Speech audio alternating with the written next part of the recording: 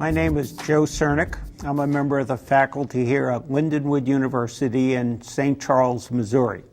This is a show called Insight, and we discuss books on politics, both domestically and internationally, sometimes historical books that provide a historical perspective on current day problems, and sometimes broader atmospheric or trend analysis books that helps to put issues into a broader setting. Today's book addresses the issue of globalization. It's written by Ian Bremmer, and the book is titled Us versus Them, The Failure of Globalization. Now, joining me on the show today are two Lindenwood University students. To my immediate right is Maria Sanchez, and to Maria's right is Sarah Hughes.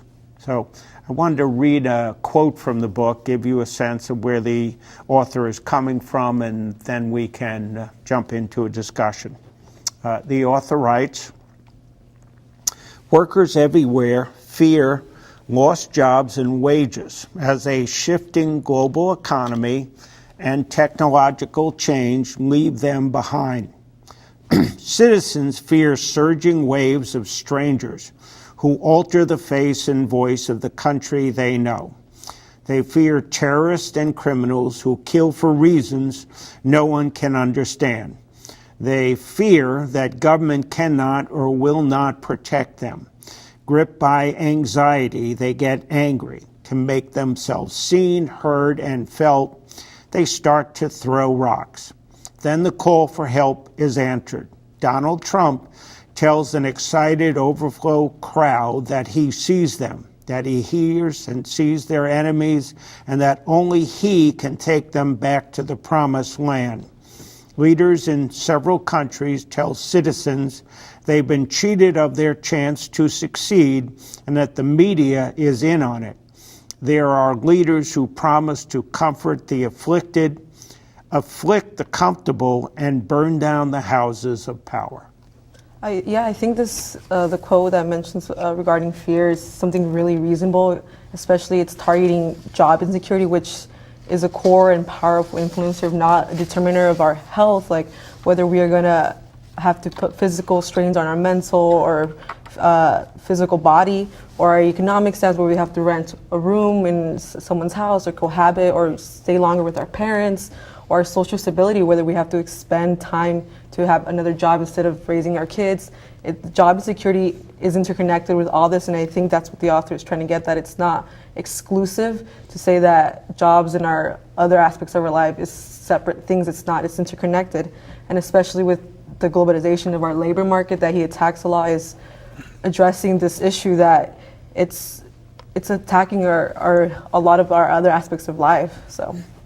Yeah, I think this is a huge fear for not only Americans, but the whole nation as well. I mean, AI and technology has already proven to have taken over so many jobs from 1960 till now. And those are those promising statistics that the author Ian Bremmer gives to support this fear and this frustration from citizens. I also think it's important for political leaders to not just make these promises and not just say that they're going to do this, but to maybe actually step in and take action. Yeah, and he addresses that it's not something new too that's been going on. We see this in FDR's presidency, where right after the Great Depression, people were feeling this insecurity of our jobs are not secure and we have this vulnerability, and just being reassured that they're going to offer us jobs and just being assured that it's going to be okay. And again, it's not something that's just in the U.S. It's become more visible with media and with Trump, obviously, but it's not something new because we see other countries doing this as well, as with rising nationalist parties, just reassuring people that we're going to secure your jobs in some form. Yeah, which he talks about in this book is the Great Recession of 2008, 2009. Other books do the same thing, so the impact of that is still being felt today, that it created a great problem that has residuals and linkages for well into the future. And so he's trying to point out, looking at issues, well, the Great Recession was global, so he's talking about it impacting other countries. So a woman by the name of Le Pen ran for the French presidency in 2017, and she just fell short of becoming the president of the country, but in many ways she sounded like Donald Trump. Yeah. It's a great example of just seeing that it's not a U.S. issue, because we also see this in the Deutschland, where we have a nationalist party rising again, the alternative for Germany. And since the Second World War II, there wasn't a nationalist party other than World War II, and we see this now, and we see this in Brazil, just the elections of a nationalist party winning, and so it's not something that's just the U.S. And I think that's the whole point of this, at least a broad theme of the book, is addressing that there's a problem going with the working class, and there's this public anger and fear that we need to address, because it's rising and it's becoming more visible as we globalize more of our labor market. Mm-hmm. And when it comes to LeapPad, she says a 4-word sentence that I really think sticks with a lot of citizens, and that is, the borders are open. So there's over 65 immigrants seeking asylum in the nation, and for her to say this, that puts fear in them, thinking that these immigrants are going to steal their health care, bankrupt their systems, pollute their cultures, and crime levels and drugs are going to increase. Yeah, her quote here said, "It's time for a local revolution. Countries are no longer nations but markets. Borders are erased. Anyone can come to our country, and this has cut our salaries and our social protections. This dilutes our cultural identity." And so again, he's trying to show that it's, when he's talking, it's not just about the United States in here. And so you see a reference to him having concerns that middle-class citizens in lots of countries get concerned about how globalization is affecting them.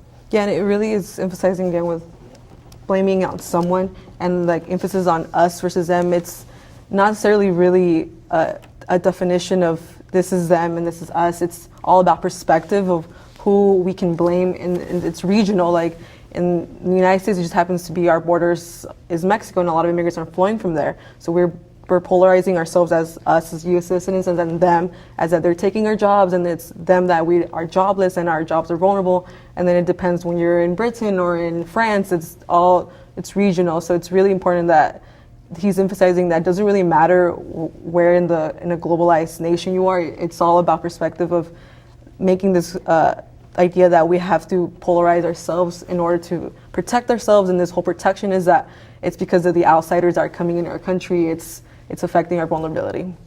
He has a quote here I liked. He said that elites, the global elite, refuse to acknowledge the downsides of the new interdependence, and this only confirms suspicions of those that are losing a sense of security and standard of living, that elites in New York and Paris have more in common with elites in Rome and San Francisco than with their countrymen within their own areas. And so you end up looking at the notion of how he's, again, trying to make this look like it's a global reaction to globalization.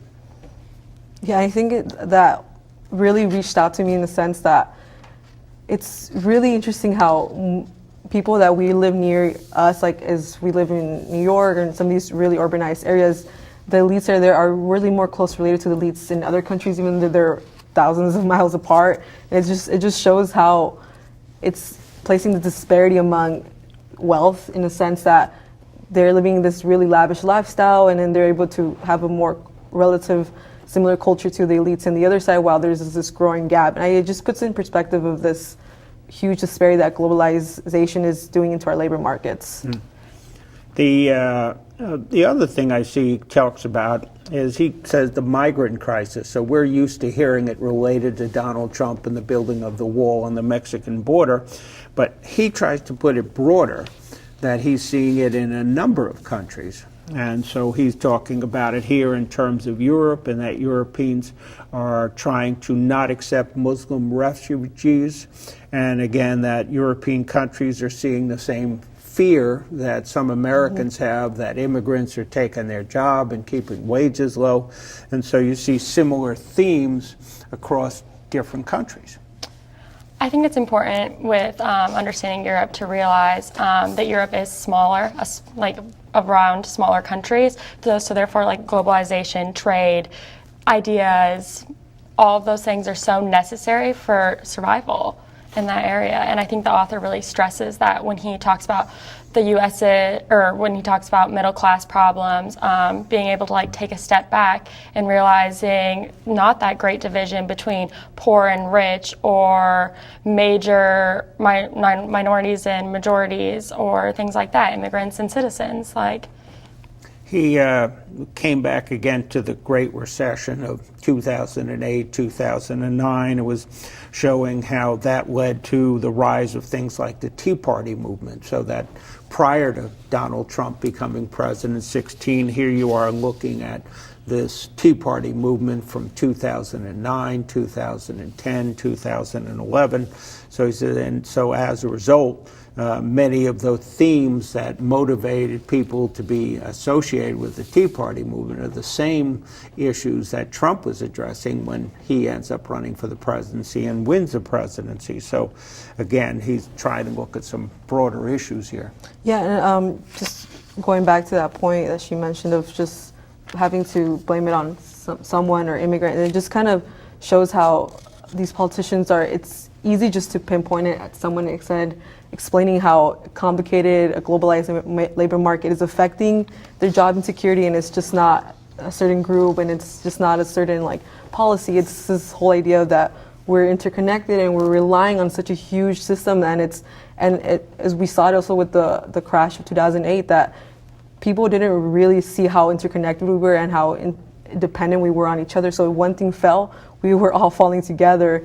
And this also that the author just amplifies in this is the message of like that it's not something that again happened just in the 2016 election. It just happens to be that Trump amplified it with the media, but it's been going on since before that, how it's just been polarizing these issues of let's bail these people out, and then see that there's no problem in the crash, that it was just a problem that just happened to have that allowed that people were able to make bad decisions, but really it's a system that allows people to make bad decisions and have extreme risk coming with that. And I think something that follows the border control is how political leaders emphasize terrorist attacks to, in a way, even scare public to getting those borders and to stopping certain trades and certain different ideas. So I think that's really important aspect when it comes to, especially when talking about Trump. He, though, tries to say something here positive about international trade and issues. He says globalization boosts technological change by exposing businesses of all kinds to international competition, forcing them to become more efficient, which leads to greater investment in game-changing innovations. And so, again, he's trying to show you can't just look at it from a positive point of view or a negative, but the complexity of the issue as you end up going back and forth. He had one thing here trying to show, and I think this was, again, that migrants are not the problem of job loss. He says in 2015, a study that was conducted by Ball State University found that automation and related factors, not trade, accounted for 88% of the lost manufacturing jobs in America between 2006 and 2013. A few parts in the book he addresses automation. Yeah. This was also a part that I was surprised to learn, that it's not machines replacing just jobs, it's that it's creating jobs but in a different level set, and so it's going to require new training, and this new training is costly, and it's going to expend a lot of resources for companies to train specific people, and it's going to limit the access of people who are able to obtain this education or this newer set that the globalized market is going to require. So it's creating jobs still, but it's still having a huge net loss of other average workers. And countries with low economics and that great division between poor and rich will especially suffer. He mentions about how newer countries sometimes get these fallbacks with, you said, technology comes you have to have education to use the technology. So that means that that country would have to educate a majority of that lower population to be able to work with things such as healthcare or basic day every needs. So it's super important to think of those drawbacks, because that's how you get in a really deep position where you can't get yourself out of. And it's really also important that he addresses that it doesn't just start with an adult learning. It's an investment in the long term of having it being invested as early childhood, of having them develop these new skills, and it's a long-term cost. It's not like you take one class and they're able to learn these skills. So a lot of adults, especially maybe part of our generation, we're going to feel this because we're not being set the resources to develop these schools. We're starting really late compared to children that some countries might invest in their education to already have these developing skills that they might outcompete us in the future. One of the things that he's critical of, or trying to say is a problem, is globalization leading to a lack of sense of identity in countries. So he focuses on this notion of identity. As here he says, in the United States, as in many European countries, there's an especially strong sense of national identity based on racial, ethnic, and religious affinity. And so then he says, if you take a look at who Trump's voters were, they tend to believe being Christian is very, very important, more so than, say, he doesn't say, but I assume he means voting for Hillary Clinton in 2016, so that there's a reaction vote there by some of the people, or a high percentage of them, that supported Trump.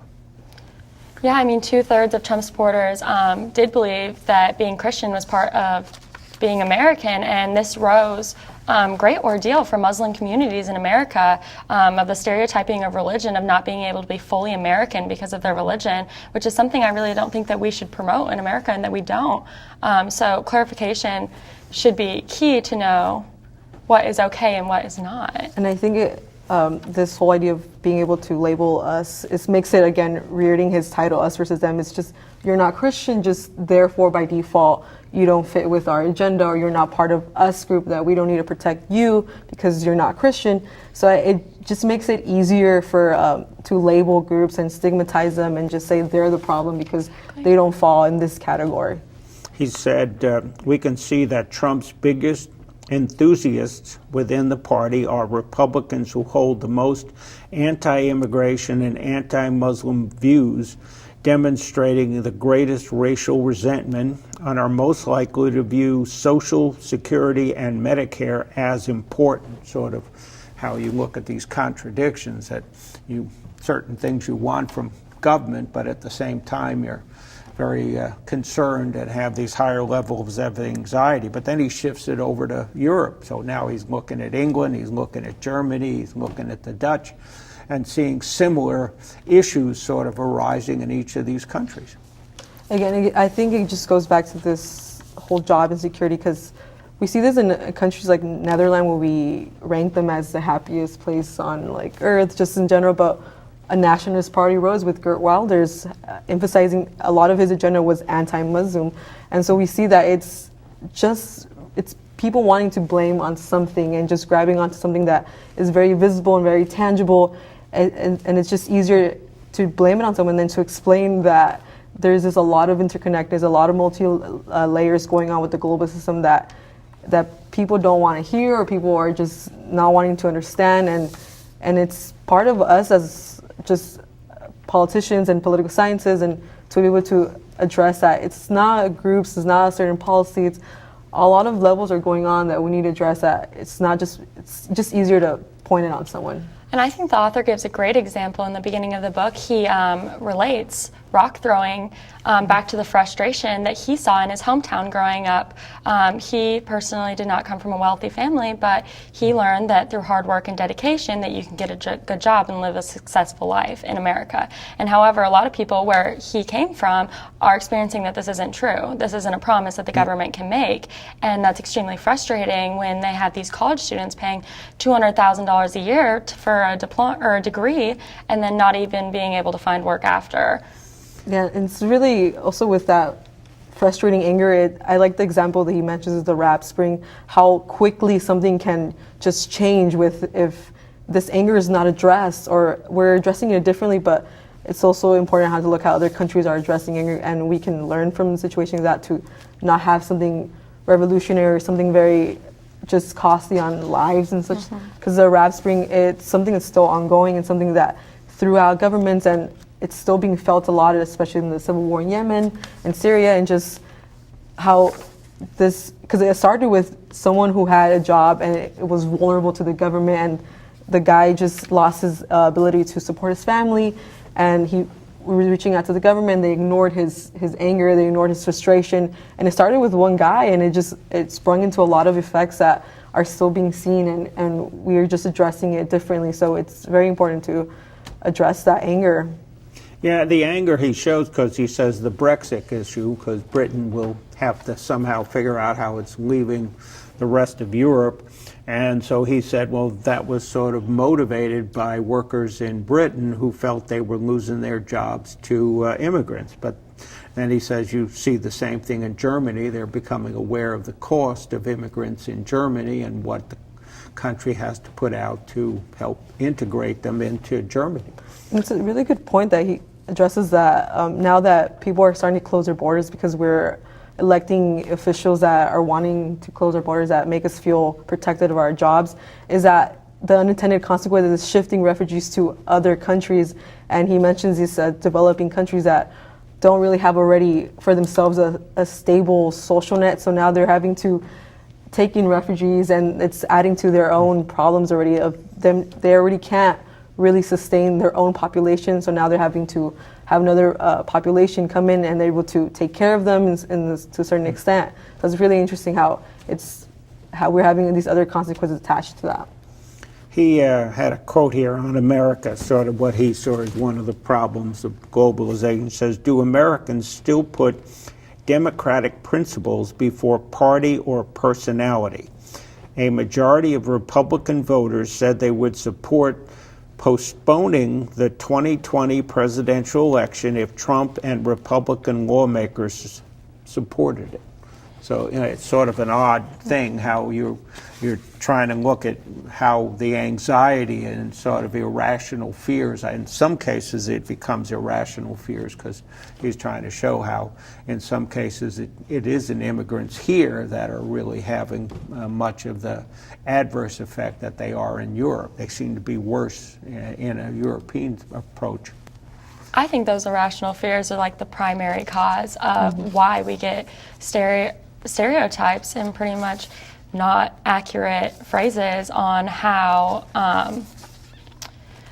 citizens think that immigrants are going to take their job, or of how some citizens think that the U.S. government is just paying citizens by welfare or disability checks for immigrants to take their jobs as well. And I think those fear is what causes that. So yeah, and it's also interesting that it's not just fear of our government had priority on certain groups and giving them certain advantages. It's also that the book mentions that also politicians like Bernie Sanders is taking on this fear of we have to be anti-globalist and such that it's working on both sides, not just something that this book is anti-globalism. It's both sides tackling the working class and making them feel secure about their jobs. Beyond Europe and the United States, he then also shifted and was looking at China and India, Indonesia, some of the countries in the Middle East, to sort of say how do we look at them in terms of globalization, and was trying to address the issue that this is a youth crisis, that you see very significant percentages of these countries having a high percentage of youth. South Africa is one where he talks about it. As a result, they don't have jobs.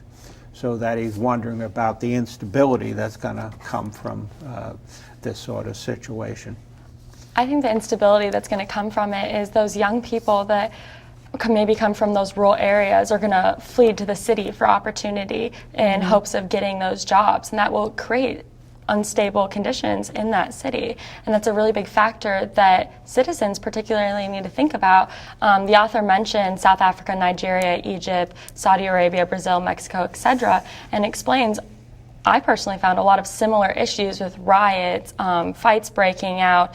I noticed that a lot of the countries had one fundamental source of income, usually whether it's oil or diamonds, that is their primary focus. And if something was to take that over, like AI or technology, it would fundamentally mess up their whole economic system. He had China he was showing, and he had figures. He said that if you take a look at China, the government had official figures on protests per year. So in 1993, there were 8,700, but in 2010, there were 127,000 protests, and the government stopped releasing data on the number of protests per year. So he was seeing this as a potential indication of the sorts of problems that even the Chinese are sort of feeling a disruption from globalization.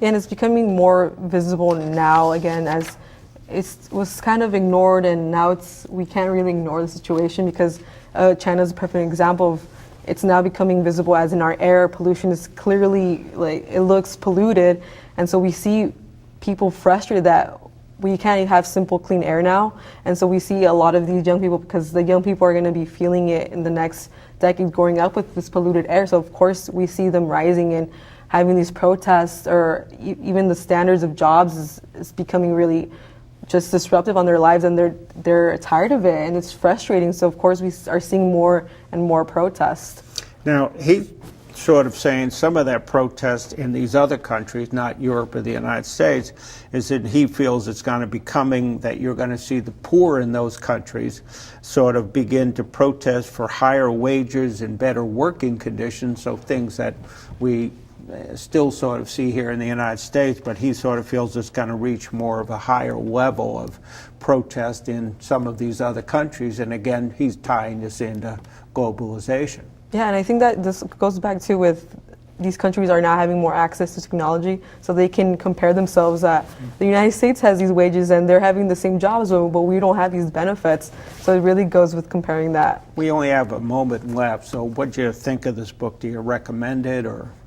Yes, even though the title might fear some people just as itself, it is very interesting just to look at it, because it's not just anti-globalist, it's looking at the consequences that have been ignored from a globalist labor market. So it's really interesting to look at it from both sides.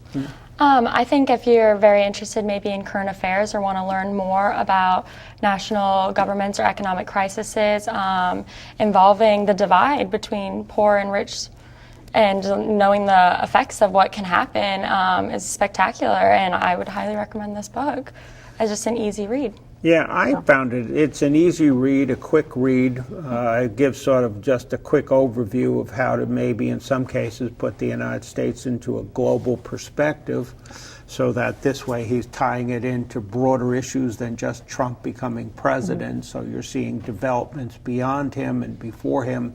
And he's also trying to give you some sense of here's some of the problem areas in the countries of the world where we might see problems and why, and then he's laying this out. And so he does a fairly easy job of that. Just doesn't require sort of a lot of technical knowledge to understand globalization from this book. So all three of us think it's a quick read, good book. Thank you for joining us today.